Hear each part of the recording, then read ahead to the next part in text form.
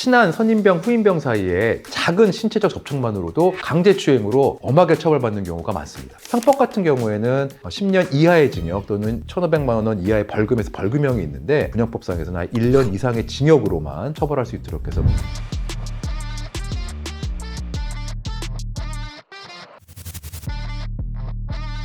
안녕하세요. 군필 변호사 김유돈 변호사입니다. 군에서 이런 일이 있었어요. 병장이 일병한테 장난치듯이 이런 거예요. 내 다리 위에 앉아봐. 후임병을 여기 앉힌 다음에요. 사람들이 보는 앞에서 팬티 있잖아요. 그 밴드를 이렇게 막 들어서 올렸어요. 작은 소형 샌드백으로 머리를 툭툭툭 3회 정도 쳤습니다. 사실은 이렇게 생활관에서 친한 선후임병 사이에 이런 일 벌어지는 일이 좀 있는 것 같아요. 이런 일 어떻게 처벌됐을까요? 자, 군에서 벌어지는 이런 사건은 사회적으로 관심을 많이 받아요. 특히 군에서의 성범죄의 경우에는요, 보통 사회에서 벌어지는 성범죄보다 사회적 관심도도 높고 비난 가능성도 더 높아집니다. 이렇게 군내 성범죄에 대해서는 더 엄격하게 처벌하고 있습니다. 자, 예전에는 이 군에서 일어난 성범죄를 군에서 재판받고 수사받고 했는데요. 요즘에는 법이 바뀌어서 민간 수사기관과 민간 군사법원에서 이런 사건을 처벌받게 됩니다. 군형법에 보면은요, 예를 들어서 군형법 92조에 따르면 강간 또는 92조 2에 따르는 유사강간, 92조의 3회 강제추행 규정을 하고 있는데요. 모두 군인 등을 이렇게 성범죄를 저지른 경우에는 다 징역형만 규정하고 있고요. 강제추행 같은 경우만 해도 1년 이상의 유기징역을 처하도록 되어 있습니다. 사실 강제추행이라고 하면요, 아주 사소한 접촉도 성적 수치심을 느끼면은 강제추행에 포섭이 될 수 있는데요. 형법 같은 경우에는 10년 이하의 징역 또는 1,500만 원 이하의 벌금에서 벌금형이 있는데 군형법상에서는 1년 이상의 징역으로만 처벌할 수 있도록 해서 매우 엄하게 처벌하고 있습니다. 아까 제가 서두에 말한 사건에서 이렇게 팬티끈을 막 들다거나 머리를 툭툭 친 그 사안에 있어서요, 피고인을 징역 1년에 집행유예 2년 형을 선고했고요. 요법뿐만이 아니라 보통 이렇게 군인 등 성범죄로 징역형을 선고받게 되면 80시간의 사회봉사 등 사회봉사와 치료강의라 그래서 성폭력 치료강의 수강도 명하게 돼 있습니다. 그리고 무엇보다도 이런 성범죄 같은 경우는 개인의 신상 정보를 공공기관에 또 등록하도록 되어 있거든요. 그래서 개인적으로 얻는 불이익이 굉장히 큽니다. 그래서 동성간에 그냥 장난으로 한 행동인데 후임병이 이거를 성적 수침을 일으켜서 신고를 해서 문제되는 경우가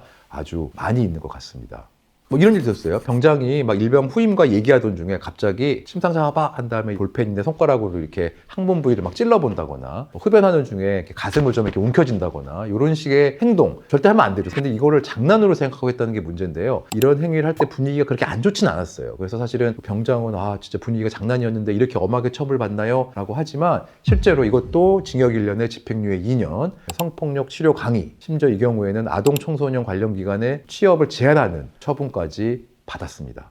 제가 사실 처리했던 사건 중에는 어떤 행위의 전후 사정을 잘 변론해서 무혐의 받은 사례도 있었습니다. 이 사건은 사실 군에서는 계급 관계가 좀 높고 낮은 경우에는 약간의 긴장 관계가 있거든요. 그래서 같이 이렇게 근무하다 보면 사이가 안 좋아지는 경우도 있어요. 제가 담당했던 그 사건의 의뢰인은 장군님이셨어요. 근데 이제 이분이 지나가면서 여자 군무원과 악수를 하고 격려하는 과정에서 약간의 신체적 접촉이 있었습니다. 악수를 하고 이렇게 어깨를 툭툭 친다거나 정도의 신체적 접촉이 있었는데 이거에 대해서 수치심을 느껴서 고소가 된 사건이었고요. 사실 좀 굉장히 억울한 상황이었죠. 그래서 이게 그런 행위가 있었던 전후 사정. 근데 사실 주변에 목격자가 없었습니다. 그래갖고 대질신문까지 해가지고 의뢰인의 무고함을 밝힐 수가 있었는데요. 선임병과 후임병 간의 관계도 둘만에 있을 때 어떤 이런 일이 있는 경우가 많아요. 그래서 이런 경우에 만약에 고소를 당해서 강제추행 혐의로 수사를 받게 되었다면 정말 최선을 다해서 그 혐의에서 빠져나올 수 있도록 해야 됩니다. 근데 그런 고소를 당하면 보통의 경우에는 너무 당황해서 막 우왕좌왕하게 되고 심지어 막 불리한 정황을 만들기도 해요. 대표적인 불리한 정황이 그냥 이 사건을 빨리 마무리하고 싶어서 막 사자 문자를 보내거나 그런 일이 없었음에도 불구하고 미안해 라고 문자를 보내거나 하면 나중에 이런 것을 변론함에 있어서 안 좋은 경우도 있습니다. 그래서 만약에 자신이 이런 어떤 성범죄 혐의로 수사를 받거나 재판을 받게 된다면 먼저 자신의 무고함을 밝혀줄 수 있는 증거물, 핸드폰의 문자나 이런 것도 될 수도 있고요. 증인을 잘 확보해서 효율적으로 확보해야 되고요. 가급적 피해자와의 접촉은 조심해서 해야 되고 피해자에 접촉하는 과정에서 본인이 한 말 때문에 하지 않은 일을 인정받는 경우도 생기거든요. 그래서 상황을 모면하기 위해 무조건 사과하는 건 좀 조심해야 됩니다. 그리고 먼저 제일 중요한 게 수사기관에 가서 이제 여러 질문을 통해서 진술을 하게 되는데 본인의 진술이 어떻게 보면 유죄의 증거로 사용될 수 있기 때문에 사건의 내용을 잘 얘기한 다음에 어떻게 진술할지를 변호사와 신중하게 상의해서 수사기관에 나가서 수사를 받는 것이 좋습니다. 자, 제가 지금까지 이렇게 군인과 관련된 성범죄는 일반 성범죄와 달리 처벌된다는 점 말씀드렸는데요. 혹시 군인 성범죄와 관련해서 수사나 재판을 받고 있어서 상담이 필요하시다고 하면은 고정 댓글 참조해 주시기 바랍니다. 지금까지 군필 변호사 김유돈 변호사였습니다. 이 영상이 도움되셨다면 구독과 좋아요 부탁드리겠습니다. 감사합니다.